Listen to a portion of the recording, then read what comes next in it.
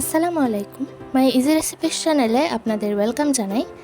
লাচ্ছি রেসিপিটি দেখার জন্য আমার চ্যানেলে যদি নতুন হয়ে থাকেন তাহলে চ্যানেলটিকে সাবস্ক্রাইব করে দেবেন এবং পাশে থাকা বেল আইকনটি অন করে দেবেন।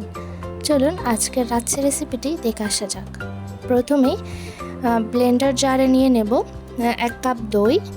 এখানে আমি টক দইটা নিয়েছি, আপনারা চাইলে মিষ্টি দইটাও নিতে পারেন। এরপর দিয়ে দেব প্রয়োজন মতো চিনি, এখানে আমি হাফ কাপ মতো দিয়েছি।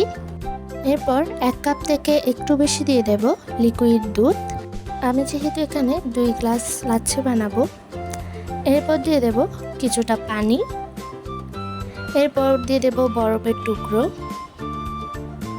আমি এখানে 7-8 টুকরো মতো দিয়েছি যাতে ঠান্ডা ঠান্ডা লাচ্ছিটা খেতে ভালো লাগে। এরপর এগুলো সবগুলোকে ব্লেন্ড করে নেব। ব্লেন্ড করা হয়ে গেলেই তৈরি হয়ে গেল আমাদের ঠান্ডা ঠান্ডা লাচ্ছি। আপনারাও বাসায় এভাবে বানিয়ে নিতে পারেন আমার ভিডিওটি দেখে। আমার ভিডিওটি যদি ভালো লাগে তাহলে লাইক করবেন, কমেন্টে জানাবেন ভিডিওটি কেমন লেগেছে।